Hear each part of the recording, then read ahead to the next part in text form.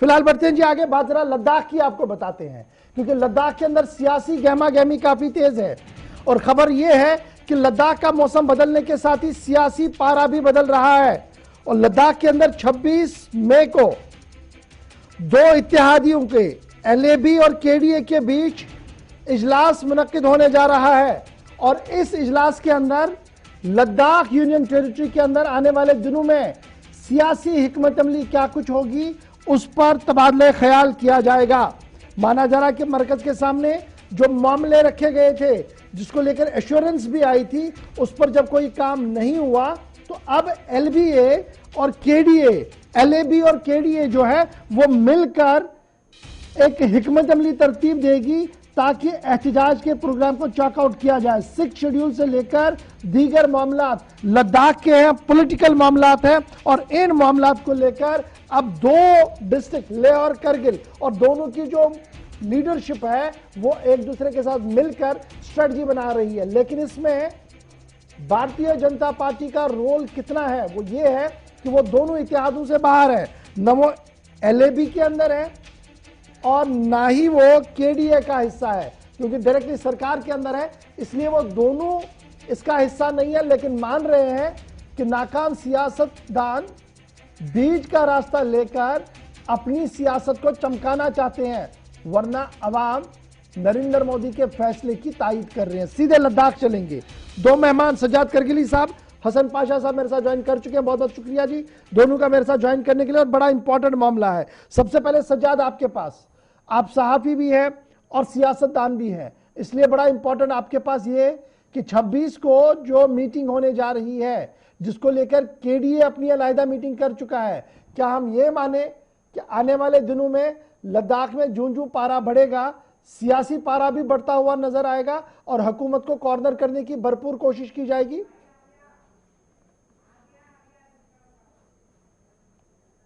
तो मालूम है कि लद्दाख के जो अवाम है वो एक अरसे से यहाँ तरह तरह के मसाइल से जूझ रहे हैं। ख़ासकर हमारी जो नौजवान नस्ल है वो एक बहुत बड़े डिसअपॉइंटमेंट और फ्रस्ट्रेशन के दौर से गुजर रही है जहाँ कोई रिक्रूटमेंट नहीं है। हमारे जो स्टेटहुड का मामला है वो अभी भी ज़ेर इल्तवा है। हमारे जो लैंड के इश्यूज है वो उन इश्यूज को लेकर के कोई हिकमत अमली सामने नहीं आ रही है सरकार की तरफ से और मुसलसल लोगों को सरकार जो है वो नज़रअंदाज कर रही है। इन्हीं चीज़ों को मद्देनज़र रख कर के कल हमारी एक अहम मीटिंग हुई जिसमें अब आइंदा हमें ख़बर मिली है कि 26 मई को जो लद्दाख एपेक्स बॉडी के जो चीफ हैं तुफसान जी वो करगिल तशरीफ ला रहे हैं और केडीए जो है उनके साथ मुलाकात करेंगे और उसके बाद ही जो भी नतीजा निकलेगा और जो भी हमारे जो केडीए के और एपेक्स बॉडी के जिम्मेदारान फैसला लेंगे उस फैसले को पूरी तरीके से आवाम की हिमायत के साथ उन मसाइल अच्छा, ये तो कहा जाए कि केडीए ने जी अपना होमवर्क किया और केडीए ने जो होमवर्क किया है वो काफी टफ है, काफी स्ट्रिक्ट फैसले लेने की बात कही जा रही है। नहीं, फिलहाल तक जो फैसले हैं तो वो ज़रूर हम आवाम के सामने रखेंगे 26 मई के बाद। और हमारी जो मेन कोशिश ये है कि किसी न किसी तरीके से जो अवामी मुतालिबात हैं, जो लेह और करगिल के अवाम के मुतालिबात जिसे पस पर्दा डाला जा रहा है और मुसलसल उन्हें नज़रअंदाज किया जा रहा है सरकार की तरफ से। गौहर साहब आपको बताएं आज के दिन में हमारी जो नौजवान नस्ल जिसकी मैं बात कर रहा हूं, जिसमें हमारे जो एसएससी का रिक्रूटमेंट है आज डिले पे जा रहा है। हमारे पास कोई कैजुअल लेबर्स के रेगुलराइजेशन की बात हो रही थी, उन्हें कहा गया था कि मार्च में हम फेज वाइज रेगुलर करेंगे, लेकिन अभी तक उस पर कोई अमल दरामद नहीं हो रहा है। यूटी हेडक्वार्टर के रोटेशन की बात हुई थी, डायरेक्टर्स बहुत सारे अभी भी यहाँ नहीं रहते करगिल में। एलआरसी का अभी तक नॉन गेजेटेड पोस्ट के लिए है, गेजेटेड के लिए उनको अभी तक इम्प्लीमेंट नहीं किया गया। और हमारे यहाँ कोई रिक्रूटमेंट बोर्ड नहीं है, पीएससी नहीं है। जम्मू कश्मीर का जो भी पीएससी था उससे भी लद्दाख बाहर किया गया है। जम्मू कश्मीर के अंदर 90s में जो पुलिस रिक्रूटमेंट हुई थी उसके बाद लोगों की प्रमोशन हुई। हमारे यहाँ 94 के बाद जो हुए उनकी भी अभी तक नहीं हुई है। ठीक है जी, ये बड़े टेक्निकल इश्यूज है। हसन पाशा साहब हमारे साथ है। इस तरह के बहुत सारे ज्वाइन करने के लिए न तो आप लद्दाख में लेह में इसका हिस्सा है न करगिल में है, क्योंकि सरकार के अंदर आप है, तो क्या टकराव की गुंजाइश है या कोई बीच का रास्ता मिलेगा? क्योंकि मैं देख रहा था कई लीडरों के बयान जो आ रहे हैं दिल्ली से लेकर लद्दाख तक, वो ये है कि नाकाम सियासतदान एक रास्ता ढूंढ रहे हैं जी सियासत करने का लद्दाख के अंदर।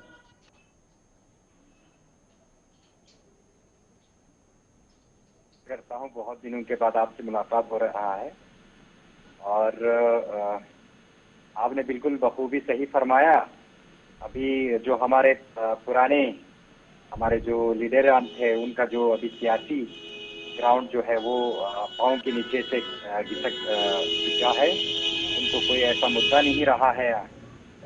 जब से भारतीय जनता पार्टी की हुकूमत मरकज में आई है तब से हमारे लद्दाख के जो जितने दीरानी मांग थे उनको पर काम हो रहा है और लोग उससे बिल्कुल खुश भी हैं।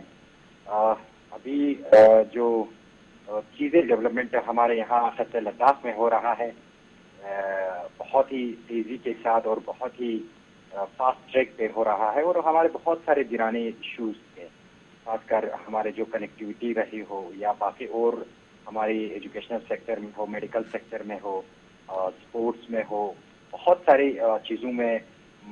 लेकिन जो मुद्दे सजाद करगिली साहब गिना रहे थे ना, कह रहे थे उन पर तो कोई बात ही नहीं है, ये तो बड़े बर्निंग इश्यूज है लद्दाख के, एंटायर लद्दाख के। देखिए गौहर साहब, इनका तो आपको पता है ये लोग ऐसी तंजीम के साथ जुड़े होते हैं जिनका कभी मौक़िफ़ हमेशा आज कुछ और होता है, कल सुबह कुछ और होता है। कभी ये लोग 370 और 35A की सपोर्ट में जाके सुप्रीम कोर्ट में हलफ डालते हैं और सत्य लद्दाख में आके वो लोग यूटी का समर्थन करते हैं। तो इनका हमेशा एक दुखलापन चेहरा रहा है। ये आप अवाम जो है बखूबी समझ चुका है और इनको आने वाले कल में जरूर इनका जो है जवाब जो है वो सत्य लद्दाख की अवाम जरूर देगा। सजाद, क्या वाकई तौर पर अवामी साख केडीए और ये जो दूसरा हमारा LAB है खो चुकी है और वो सियासी ज़मीन तलाश कर रही है, इसलिए इस तरीके के नारे हैं? कह रहे हैं ऑल इज़ वेल जी, लद्दाख में आई है, डेवलपमेंट भी है, तरक्की भी हो रही है, पानी भी मिल रहा है, बिजली भी मिल रही है, रोज़गार के मौके भी हैं, तो फिर किस मुद्दे पर आप रो रहे हैं? गौहर साहब, बीजेपी लीडरशिप के पास इस वक्त अपनी जो मरकजी क़यादत है उसके साथ फोटो खींचने के अलावा कोई काम बचा नहीं है। आवाम के दरमियान इस वक्त जो पोजीशन जमीयतुल उलमा करगिल की है, जो पोजीशन हमारे दीगर मजहबी इदारों की है और लद्दाख बुद्धिस्ट एसोसिएशन की है, तो बीजेपी उन सबको कह रही है कि ये वो लोग हैं जिनकी कोई हैसियत नहीं है। ठीक है, तो बीजेपी का जो एक किस्म का पोलराइजेशन और हेट्रेड फैलाने का जो एजेंडा है उसके तहत ये लोग काम कर रहे हैं। और जो लद्दाख के जो बुनियादी इश्यूज हैं, मैं इनसे ये पूछना चाहता हूं ना कि ये SEC रिक्रूटमेंट के बारे में ये क्यों नहीं बात करते हैं? ये जो हमारे यहाँ रिक्रूटमेंट बोर्ड न होने के ऊपर बात क्यों नहीं करते हैं? हमारे यहाँ जो यूनिवर्सिटी ऑफ लद्दाख है, इसमें कहा गया था कि यूनिवर्सिटी ऑफ लद्दाख के जो एडमिनिस्ट्रेटिव ब्लॉक है ये करगिल में बनेगा, लेह में भी बनेगा। लेह में है, करगिल में क्यों नहीं है? उस पर बात करने की बात कीजिए ना। ये क्यों ये बता रहे हैं कि लद्दाख की लीडरशिप जो है, ये बता रहे हैं नाकाम हो गई, नाकाम हो गई। अब लद्दाख की लीडरशिप में आप भी लीडर हैं लद्दाख के, तो ये तो आपकी भी नाकामी है जो हुक्मरान है। जवाब दीजिएगा। बड़ी गहरी बात ये कह चुके हैं, कह रहे हैं आप खुद को बाहर नहीं रख सके, लीडरशिप नाकाम है, तो फिर तो बीजेपी की भी लीडरशिप नाकाम है क्योंकि बुनियादी मसाइल को हल करने में अभी तक नाकाम है। गौहर साहब, सबसे पहले मैं सज्जाद साहब का शुक्रिया अदा करता हूं, उन्होंने हमें भी लीडरशिप की जुमरा में शामिल करने के लिए। एक बात में इसमें ये साफ शब्दों में मैं कहना चाहता हूं कि देखिए, हमने किसी इदारे को कभी हमने नीचा नहीं दिखाया है। भारतीय जनता पार्टी केडीए तमाम हमने कभी इस बात को मैं मजम्मत करता हूँ, भारतीय जनता पार्टी ने किसी LAB भी तमाम रिलीजियस पॉलिटिकल लोगों का प्लेटफॉर्म है। आप पीछा नहीं छुड़ा सकते हैं। अपने मफाद के लिए इस्तेमाल नहीं किया है। देखिए, आप मुझे कह रहे हो कि आप उस तंजीम से वाबस्ता है जिसका कोई स्टैंड नहीं रहता। मैं जमीयतुल उलमा को रिप्रेजेंट करता हूँ। आप ये कहना चाहते हो कि जमीयतुल उलमा करगिल का कोई स्टैंड नहीं है? हमने भारतीय जनता पार्टी की किसी लीडरशिप में भी आज तक किसी मजहबी इदारे के खिलाफ न कभी बोला है और न कभी बोले। आपने अभी मुझे कहा कि इदारे हमारे लिए बहुत जिसका कोई स्टैंड नहीं है। मैं तो जमीयतुल उलमा करगिल का हूं, लेकिन आप कुछ बताएंगे लोग, कि जमीयतुल उलमा करगिल का कोई स्टैंड नहीं है। कुछ लोग अच्छा पाशा साहब ये जो सवाल पूछा जा रहा है ना कि क्या जमीयत उलमा का कोई स्टैंड है नहीं है, उनको चेतावनी देते हैं। जी जी, ये जो पूछा जा रहा है कि जमीयत उलमा करगिल का कोई स्टैंड है, क्योंकि आप कह रहे थे कि जनाब ये तो सारे ऐसे ही हवा में, वो कह रहे हैं ना मैं जिस बिलोंग कर रहा हूँ वो जमीयत उलमा करगिल है। कहना चाहता हूँ हमारे लिए इस्लामिया स्कूल हो, हमारे लिए IKMT हो, हमारे लिए बुद्धिस्ट एसोसिएशन हो, इस्लामिया स्कूल नामी कोई इदारा करगिल में नहीं है, वो हमारे लिए जमीयत करगिल है। हम उनका रेस्पेक्ट करते हैं, हम उनका अपना एहतराम रखते हैं, लेकिन हम ये कभी उनके साथ होने नहीं देंगे। हमारे मजहबी इदारों को, मजहबी तंजीमों को अपनी सियासी मफाद के लिए हम इस्तेमाल होने कभी नहीं देंगे। नॉन लोकल्स को यहाँ करगिल में आप नौकरियां देना, ये वही लोग है जो मजहबी इदारों को अपने मफाद के लिए कौम के मफाद को बराए ताक अच्छा जी, ठीक है जी। मैं हसन पाशा साहब मैं जरा एक चीज समझना चाहूंगा आपसे, बड़ा इंपॉर्टेंट ये है, जब कौमी मामले की बात करते हैं तो लद्दाख भी एक बड़ा मामला और हसास इदारा है। एक तरफ से पाकिस्तान है, एक तरफ से चीन है, और उस बीच ये लीडरशिप जिस तरीके से लड़ रही है, इनका लड़ना भी कहीं ना कहीं जेन्युइन नजर आ रहा है, क्योंकि एम्पावरमेंट ये भी चाहते हैं, अवाम के मसले ये भी हल करना चाहते हैं। लेकिन अगर इनकी साख्त कहीं पर नहीं है, ऑल इज वेल, तो क्यों पहले दिल्ली बुलाया गया इनको मीटिंग के लिए, क्यों इनके साथ कप ऑफ ए टी हुई और फिर इन्हें यह एश्योर किया गया कि और आपसे बातचीत होगी। चैप्टर क्लोज कर देते हैं ना दिल्ली में कि भाई ये हमारा फैसला है, इसको इंप्लीमेंट हो गए हैं, अब आपने इस फ्रेमवर्क में रहना है। ये परेशानी तो कहीं ना कहीं दिल्ली से ही शुरू हो गई थी वहां पर। देखिए गौर साहब, इसमें मैं क्लियर करना चाहता हूं, जब से KDA और एपेक्स बॉडी बना, इससे पहले भी खत्े लद्दाख के जितने भी हमारे ऑर्गेनाइजेशन थे या जितने भी हमारे पॉलिटिकल लीडर्स थे, 5 अगस्त 2019 के पास जो पॉलिटिकल रिफॉर्म हुआ, जो एक बहुत बड़ा एक निर्णय लिया हमारे नरेंद्र मोदी की सरकार ने, और खत्े लद्दाख का एक तिराना मांग था कि हमें जम्मू कश्मीर से अलग होके हमें यूनियन टेरिटरी देने का। तो जब से ये पॉलिटिकल डेवलपमेंट हुआ, फिर इसके बाद हमारे सेंट्रल लीडरशिप ने कि खत्े लद्दाख को बहुत ही इनके जितने भी हमारे डिमांड थे डेवलपमेंट, बीजेपी का मौक़िफ़ था कि हमें 5 अगस्त के बाद जो है लद्दाख को अलग से आजादी मिल गई, कश्मीरी हमारा हक है, कश्मीरी हमारे ऊपर जुल्म कर रहे थे। आज यही काम तो बाहर से हो रहा है, बाहर से लोग हमारी यूनिवर्सिटी में अपॉइंट हो रहे हैं, बाहर से लोगों को यहाँ। लेकिन हसन पाशा साहब बड़ा जेन्युइन इशू है, इनको हमेशा अपॉर्चुनिटी दिया। हसन पाशा साहब, ये पॉलिटिकल एनालिसिस जरा बाहर आते हैं। एक जेन्युइन इशू है, नौजवान सड़क पर आएगा, एहतजाज करेगा, शायद ये किसी के लिए भी अच्छी बात नहीं है, और लद्दाख जैसे छोटे से इलाके के अंदर ये बिल्कुल अच्छी बात नहीं है। 2.5 साल का वक्फा गुजरने के बाद भी अगर सरकार नाकाम हुई लॉ बनाने में कि किस तरीके से हमने नौकरियां देनी है, किसको नौकरी देनी है, कहां पर नौकरी देनी है, तो फेलियर तो है ना सिस्टम का। इसको मान लीजिए, ठीक करवा दीजिए, मामला खत्म होना है। देखिए गौहर साहब देखिए अभी काउंसिल में पाशा साहब की जमात भी है, ये सज्जाद साहब आप एक मिनट खत्म हो गए, फिर इसके बाद ये बोले जी। देखिए मैं बोलता हूँ नौजवानों के लिए, खत्े लद्दाख के नौजवानों के लिए भारतीय जनता पार्टी हर कदम उठाने के लिए तैयार है, उनके लिए हर वो चीज करने के लिए तैयार है, हम वो जरूर करेंगे। उनके जो हकूक है, उनके जो हक है, हम वो जरूर दिलाएंगे। 2.5 साल में ये तो मैं बता रहा हूँ, मेरे पास डाटा है, मेरे पास पूरा डाटा है, मेरे पास फिगर है। आज तक हमने जब से यूटी बना, हमने हमारे जो बेरोजगार है नौजवानों को रोजगार दिया है, और हमारे और भी कितने हमारे यहाँ रोजगार हम पैदा करने जा रहे हैं। मेरे पास पूरा फिगर है, मेरे पास पूरा डाटा है। अगर आपके पास समय है तो मैं वो देने के लिए पूरा तैयार हूँ। देखिए बात ये है कि भाई देखो, रोजगार मिलना चाहिए। अगर रोजगार नहीं मिलता है, ये हुकूमत की फेलियर हो सकता है। लेकिन भारतीय जनता पार्टी हमेशा, हम खत्े लद्दाख के नौजवानों के साथ ये हमेशा वादाबंद है और हमेशा रहेंगे कि खत्े लद्दाख के नौजवान हमारा जहाँ कहीं उनके साथ नाइंसाफी हो, हम उसके उठ खड़े। अच्छा ये जो डिमांड है, क्या मैं जरा बस एक लास्ट कमेंट आपसे लेना चाहूंगा, क्योंकि एक और बड़ी खबर आ रही है। एक लास्ट कमेंट आपसे लेना चाहूंगा पाशा साहब, और फिर सज्जाद के पास भी चलूंगा। ये जो 6th शेड्यूल की बात आ रही है, एक दायरे के तहत एक लेजिस्लेटिव पावर्स देने की बात आ रही है, क्या भारतीय जनता पार्टी इन 2 बड़े मुद्दों को एक्सेप्ट करने के लिए तैयार है आज के दिन में? देखिए गौहर साहब, मैं एक स्पष्ट करना चाहता हूं, हमारे लीडरशिप ने बिल्कुल इनको क्लियर कर दिया है, चाहे केडीए हो, एपेक्स बॉडी हो, पहले आप अपना मौक़िफ़ जो है क्लियर कर दीजिए। आप चाहते क्या हो?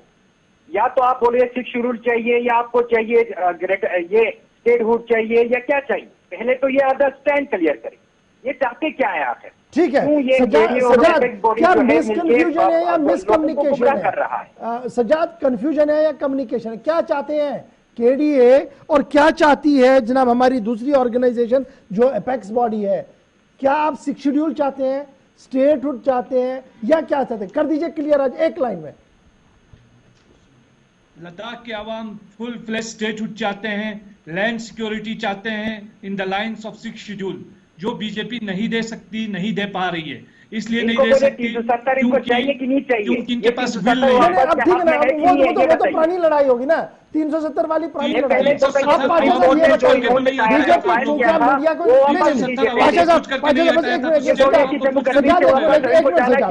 आप सज्जाद एक मिनट, पाशा अब जरा इस बात को क्लियर करें, कह रहे हैं कि जनाब हमने 6 शेड्यूल चाहिए, फुल फ्लेज स्टेटहुड चाहिए, बीजेपी देने के लिए तैयार है या नहीं? बस छोटा सा। देखिए भारतीय जनता पार्टी सेक्टर लद्दाख की हम बोल रहे हमें हमारा पूरा लैंड प्रोटेक्शन हम देंगे, हम जितने भी कॉन्स्टिट्यूशनल प्रोटेक्शन है हम भारतीय जनता पार्टी देने के लिए बिल्कुल तैयार है। इस वक्त कारगिल हिल काउंसिल में पाशा साहब की जमात जो है वो एलायंस में है, अभी भी एलायंस है, हमारे कल्चर प्रोटेक्शन हो, हम सब देने के लिए तैयार है। सिर्फ ये है कि देखिए केडीए और एपेक्स बॉडी जो है वो लोगों को गुमराह कर रही है, वो लोगों को बेवकूफ बना रहा है। तो हम तो गुमराही से बाहर निकाल रहे हैं। आप अनाउंस कर दिए बीजेपी की तरफ से क्या होगा या नहीं होगा? प्रैक्टिकली वो ग्राउंड लेवल पे वो हसन पाशा साहब, हसन पाशा, छोटा सा सवाल है, क्या बीजेपी को ये 2 डिमांडें एक्सेप्ट है, आगे बढ़ा जाएगा? नहीं है तो यहाँ पर चैप्टर क्लोज होगा। देखिए इनको दिल्ली में भी बुलाया, इनको हमने लेह में भी बुलाया, इनसे बातचीत किया, लेकिन इन्होंने अपना अभी तक जो है मौक़िफ़ क्लियर नहीं किया। यार मौक़िफ़ तो क्लियर है ना, अब तो ये मीडिया पे आके मौक़िफ़ क्लियर कर चुके हैं, कह रहे हैं कि जनाब हमें 6 शेड्यूल चाहिए, स्टेटहुड चाहिए, विद पावर चाहिए, पावरलेस स्टेट हमें नहीं चाहिए। तो क्या ये मुमकिन है? हम एलएजीसी को एम्पावर कर रहे हैं, हम एलएजीसी को एम्पावर कर रहे हैं, हम लोकल लीडरशिप को हमने एम्पावर कर दिया, हमने बीडीसी दे दिया, हमने इनको पंचायती जो आज तक कानून में जम्मू कश्मीर में लागू नहीं था हमने वो करके दिया। आज तक इनको बोलिए बीडीसी का कभी चुनाव होता था? आपको बोलिए कि कभी हमारे जो लोकल जो कौंसल का क्या इतना फंड उनको आता था? अभी जनाब हमारे कौंसल को देखिए गौहर साहब 1 लाइन सुनिए, 1 लाइन। ठीक है पाशा साहब, मैंने वक्त दिया, आपने बात रखी। अब मैं सजाद के पास आऊंगा। सजाद, चैप्टर लगभग क्लोज है, तो क्या मैं ये समझूं कि आने वाले दिनों में टकराव सीधे दिख रहा है मुझे लद्दाख के अंदर, पॉलिटिकल टकराव? देखिए गौहर साहब 1 लाइन सुनिए। कारगिल डेमोक्रेटिक अलायंस के अंदर लद्दाख ऑटोनोमस हिल काउंसिल कारगिल उसका हिस्सा है, और भारतीय जनता पार्टी का एक वाइस प्रेसिडेंट, जनरल सेक्रेटरी इस वक्त उसमें वाइस प्रेसिडेंट उसमें अभी भी जो है वो एग्जीक्यूटिव ओहदे पर है। कल ही उसका बयान आया कि मैं अभी भी बीजेपी में हूं, तो उससे साफ जाहिर है कि हिल काउंसिल का हिस्सा है बीजेपी भाग कर भी नहीं भाग सकती, और बीजेपी ये अपना मुंह छुपाए नहीं छुपा सकती। डबल ट्रिपल क्रॉस, दिल्ली में अलग सियासत, कारगिल में अलग पॉलिटिक्स, लेह में अलग सियासत न करें, एक ही चेहरे के साथ आए तो अच्छा है। इस वक्त आप दिल्ली में तो दिल्ली के लहजे में बात कर रहे हैं, कारगिल में आप एमपी मुर्दाबाद के नारे लगाते हैं, आपकी सियासत ही समझ में नहीं आती है। आप भी हमारे दर पे आइए, आपका भी हम स्वागत करेंगे, कोई दूसरा भी आएंगे तो हम उनका भी स्वागत करेंगे। भारतीय जनता पार्टी का दरवाजा सबके लिए खुला है, हमारा नारा भी है सबका साथ, सबका विकास और सबका विश्वास। चलिए जी, बहुत बहुत शुक्रिया जी आप दोनों का। सज्जाद करगिली साहब, हसन पाशा साहब, अब आप समझ सकते हैं जी जनाब लद्दाख में आने वाले दिनों में सियासी पारा किस तरीके का बन सकता है। बीजेपी का अपना मौकफ वो सामने आ गया है, एलबीए और केडीए किस तरीके से आगे बढ़ेगी उनके लिए एक बड़ा सवाल होगा, क्योंकि एलएबी, ले एपेक्स बॉडी और करगिल की जो करगिल डेमोक्रेटिक अलायंस है वो आने वाले दिनों में एक बड़ा फैसला ले सकती है। जरा हमें लगातार इस बात का इशारा दे रहे हैं कि 26 की मीटिंग होने दीजिए, पता लगेगा कि लद्दाख कहां की ओर